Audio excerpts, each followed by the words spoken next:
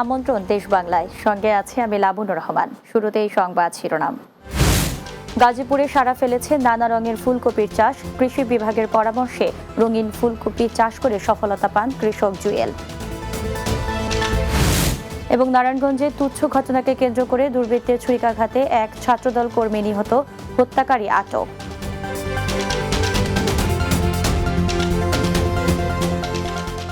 শুনছিলেন শিরোনাম, এবারে বিস্তারিত। এই প্রথম ব্যাপক সাড়া ফেলেছে হলুদ এবং বেগুনি রঙের ফুলকপির চাষ।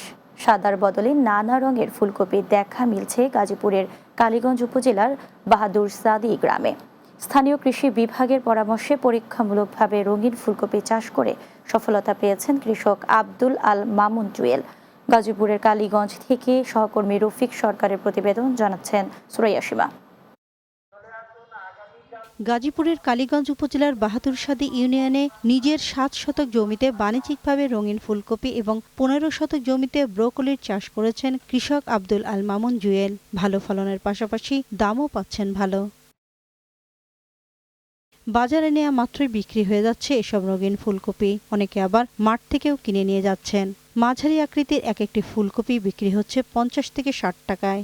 পরামর্শ নিতে এলাম মামার কাছ থেকে, দেখি কেমন হয়। একটা পরামর্শ করে একটা কপি ক্ষেত করবো, কৃষি অফিসের সাহায্য নিয়ে সামনে আমরাও করবো। কৃষি অফিসের পরামর্শে রঙিন ফুলকপি চাষ করে সফলতা পাওয়ার কথা জানান এই কৃষি উদ্যোক্তা। সুন্দর ফসল হয়েছে। আমি চাই আমার দেখা দেখি যে আরো বিভিন্ন মানুষ এই সবজিটা আবাদ করুক। রঙিন ফুলকপি চাষে কৃষক জুয়েল সহ অন্যদেরকেও কৃষি অফিসের পক্ষ থেকে সব ধরনের পরামর্শ ও সহযোগিতা করা হচ্ছে। কৃষি অফিস থেকে ওকে বীজ, তারপরে পরামর্শ, সব ধরনের সাপোর্ট দেই। তারপরে তার ফলন বেশ ভালোই হয়েছে। রঙিন ফুলকপির দাম কৃষক এবছর নর্মাল যে সাদা রঙের ফুলকপি, এটার থেকে দাম ভালো পেয়েছে। কালীগঞ্জ উপজেলার প্রায় প্রতিটি ইউনিয়নে রঙিন ফুলকপির চাষ হয়েছে। সাদা ফুলকপির চেয়ে রঙিন ফুলকপিতে পুষ্টিগুণ বেশি, এতে অ্যান্টিঅক্সিডেন্ট অনেক বেশি থাকে। শুধু জৈব সার ব্যবহার করে এই ফুলকপি চাষ করা যায়। Desk report, Bangla TV. নারায়ণগঞ্জে তুচ্ছ ঘটনাকে কেন্দ্র করে দুর্বৃত্তের ছুরিকাঘাতে অপূর্ব নামে এক ছাত্রদল কর্মী নিহত হয়েছেন। এ সময় স্থানীয় জনতা সম্রাট নামের এক দুর্বৃত্তকে আটক করে গণপিটুনি দিয়ে পুলিশে সোপর্দ করে। রোববার রাতে শহরের চাষারা বালুর মাছ এলাকায় এই ঘটনা ঘটে। প্রত্যক্ষদর্শীরা জানায়, স্থানীয় একটি চায়ের দোকানের সামনে সম্রাট নামের এক ব্যক্তির সাথে বিভিন্ন প্রসঙ্গ নিয়ে বাক বিতণ্ডায় জড়ান অপূর্ব। এক পর্যায়ে সম্রাট তার সাথে থাকা ছুরি দিয়ে অপূর্বকে আঘাত করেন। পরে দ্রুত তাকে উদ্ধার করে হাসপাতালে নিলে চিকিৎসকরা তাকে মৃত ঘোষণা করে। নারায়ণগঞ্জ সদর মডেল থানার অফিসার ইনচার্জ নাসির উদ্দিন জানান, হত্যার সাথে জড়িত সম্রাটকে পুলিশের হেফাজতে নেওয়া হয়েছে। এই ঘটনায় কেউ জড়িত থাকলে তাদেরকেও আইনের আওতায় আনা হবে।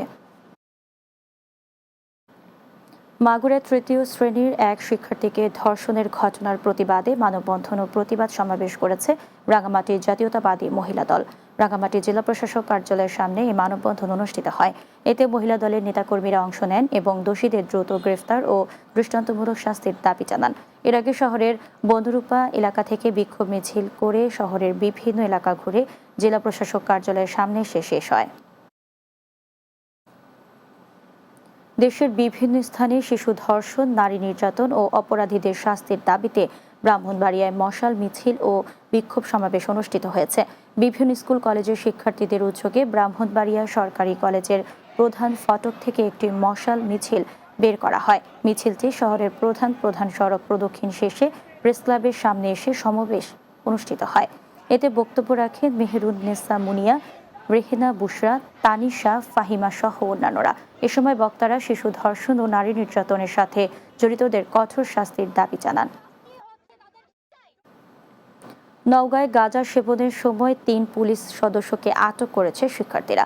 নওগাঁ কেজি সরকারি উচ্চ বিদ্যালয়ে পুরাতন হোস্টেলের সামনে পুলিশের ইউনিফর্ম পরা কনস্টেবল সুজন হোসেন, আলী আলম ও কার্তিক নামের 3 পুলিশ সদস্যকে গাঁজাসহ আটক করে স্কুলের শিক্ষার্থীরা।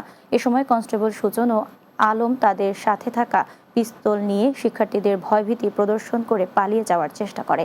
বিদ্যালয়ের সহকারী শিক্ষক জাহিদ ফেরদৌস এসে পরিবেশ শান্ত করেন এবং পুলিশ সদস্যদের উদ্ধার করে ডিবি পুলিশের কাছে তুলে দেন।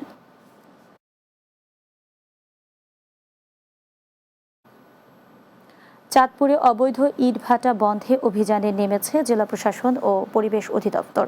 অভিযানের শুরুতে ফরিদগঞ্জ উপজেলার টুবকি এলাকার টুবকি ব্রিক্স ভেঙে গুঁড়িয়ে দেওয়া হয়। এরপর গাজীপুর এলাকার ইটভাটাগুলোতে অভিযান চালায় প্রশাসন। অভিযানে নেতৃত্ব দেন চাঁদপুর জেলা প্রশাসক কার্যালয়ের নির্বাহী ম্যাজিস্ট্রেট মোহাম্মদ জাকারিয়া হোসেন। তিনি জানান, জেলায় ৯১টি ইটভাটার মধ্যে ৪১টি অবৈধ চিহ্নিত করা হয়েছে। অভিযানে জেলা পরিবেশ অধিদপ্তরের উপপরিচালক মোহাম্মদ মিজানুর রহমান, সেনাবাহিনী, পুলিশ ও ফায়ার সার্ভিস অংশ নেয়।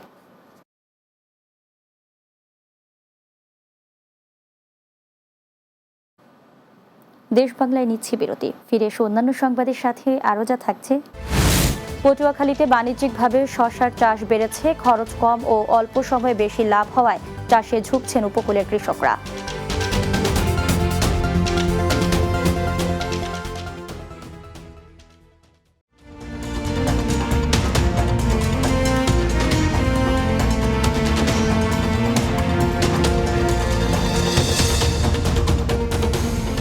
বিরতির পর দেশ বাংলায় স্বাগত আরও একবার। পটুয়াখালীতে বাণিজ্যিকভাবে শসার চাষ বৃদ্ধি পাচ্ছে। উৎপাদন খরচ কম ও অল্প সময়ে বেশি লাভ হওয়ায় শসা চাষে ঝুঁকছেন উপকূলের কৃষকরা। রমজান মাসে শসার চাহিদা থাকায় ক্রেতারা ক্ষেত থেকে সরাসরি শসা সংগ্রহ করায় কৃষকরা লাভবান হচ্ছেন। পটুয়াখালী থেকে ইশরাত লিটনের পাঠানো প্রতিবেদন, বিস্তারিত জানাচ্ছেন সুরাইয়া সীমা।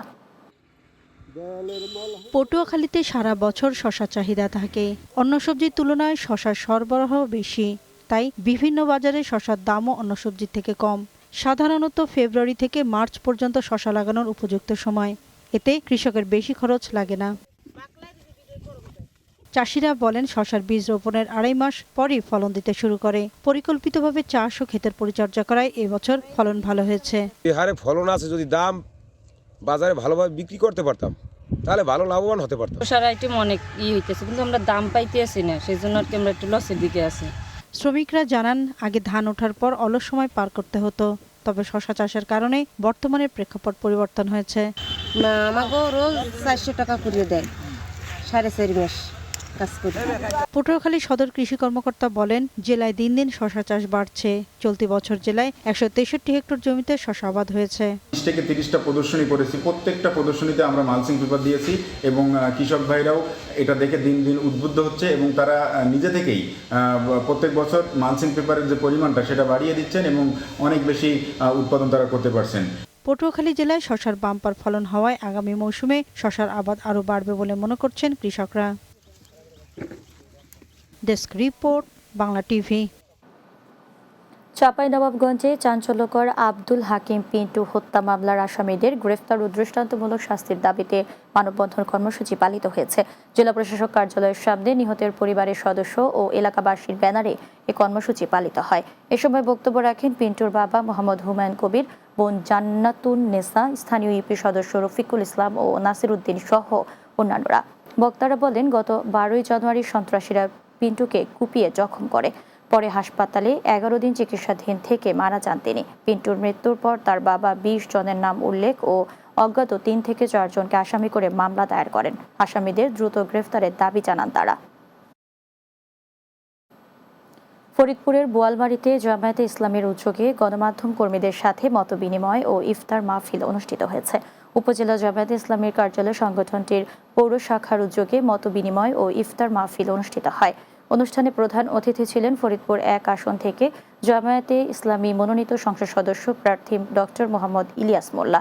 জামায়াতে ইসলামী বোয়ালমারী পৌর শাখার আমির মাওলানা সৈয়দ নিয়ামুল হাসানের সভাপতিত্বে ও সাধারণ সম্পাদক মাওলানা সৈয়দ সাজ্জাদ আলীর সঞ্চালনায় এ সময় উপস্থিত ছিলেন জামায়াতে ইসলামী ফরিদপুর জেলা শাখার কর্মপরিষদ সদস্য ইমারত হোসেন চৌধুরী, উপজেলা শাখার আমির মাওলানা মোহাম্মদ শহীদুল ইসলাম সহ আরও অনেকে। খাগড়াছড়ি মাটিরাঙ্গায় আইন শৃঙ্খলা রক্ষায় নিয়োজিত ২৩ বিজিবির জামিনীপাড়া ব্যাটালিয়নের উদ্যোগে অসহায়দের মাঝে ইফতার সামগ্রী বিতরণ করা হয়েছে। ইফতার সামগ্রী ছাড়াও ১০টি এতিমখানায় চালের বস্তা, অসুস্থ শিশুকে চিকিৎসা সহায়তা ও মেধাবী শিক্ষার্থীকে আর্থিক সহায়তা প্রদান করা হয়। বিজিবির সরকারি প্রাইমারি বিদ্যালয় মাঠে প্রধান অতিথি হিসেবে উপস্থিত থেকে এই সহায়তা তুলে দেন জামিনীপাড়া ব্যাটালিয়নের নবাগত জোন অধিনায়ক লেফটেন্যান্ট কর্নেল খালিদ ইবনে হোসেন। এ সময় জোন উপ অধিনায়ক ডক্টর মেজর মোহাম্মদ আশিকুর রহমান, সহকারী পরিচালক মোহাম্মদ আবুল লেইচ, জোন এনসিও মোহাম্মদ জাহিদ সহ স্থানীয় জনপ্রতিনিধি ও বিজিবি পদস্থ কর্মকর্তারা উপস্থিত ছিলেন। লক্ষ্মীপুরের স্বেচ্ছাসেবী সংগঠন আল আমিন ফাউন্ডেশনের উদ্যোগে অসহায়দের মাঝে ইফতার সামগ্রী বিতরণ করা হয়েছে। চন্দ্রগঞ্জ বাজারে ইফতার সামগ্রী বিতরণ করা হয়। এ সময় ফাউন্ডেশনের চেয়ারম্যান আল আমিন, চৌমুহনী প্রেস ক্লাবের সহ সভাপতি ইয়াকুব নবী ইমন, চন্দ্রগঞ্জ প্রেস ক্লাবের সাধারণ সম্পাদক আলাউদ্দিন সহ অনেকে উপস্থিত ছিলেন। আগামীতেও এমন মানবিক কার্যক্রম অব্যাহত থাকবে বলে জানান ফাউন্ডেশনের চেয়ারম্যান আল আমিন।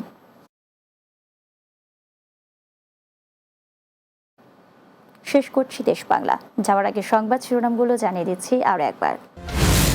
গাজীপুরে সাড়া ফেলেছে নানা রঙের ফুলকপির চাষ। কৃষি বিভাগের পরামর্শে রঙিন ফুলকপি চাষ করে সফলতা পান কৃষক জুয়েল।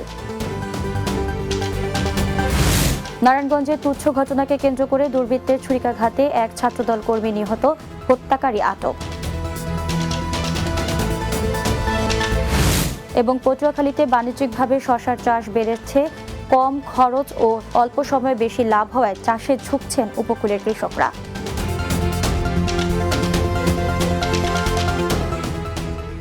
এই ছিল দেশ বাংলায়। আমাদের পরবর্তী সংবাদ বিকেল 4:30 দিনের বাংলা দেখার আমন্ত্রণ রইল। এতক্ষণ সঙ্গে থাকার জন্য ধন্যবাদ সবাইকে।